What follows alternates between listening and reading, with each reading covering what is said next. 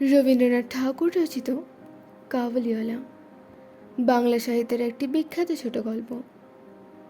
এই গল্পে একজন আফগান ফল বিক্রেতা কাবুলিওয়ালা ও ছোট্ট মেয়ে মিনির আন্তরিক সম্পর্কের মাধ্যমে মানবিকতা, ভালোবাসা আর বিচ্ছেদের অনুভূতি তুলে ধরা হয়েছে। গল্পটি পাঠকের মনে বাবা মেয়ের সম্পর্ক এবং দূরত্বের বেদনা নিয়ে গভীর ভালোবাসার সৃষ্টি করেছে।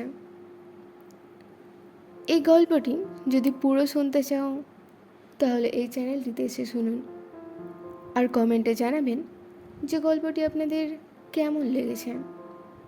আর গল্পটি ভালো লাগলে প্লিজ সাবস্ক্রাইব, কারণ এখানকার প্রতিটি গল্প আপনাদের মতো গল্পপ্রেমিকদের জন্যই বানানো।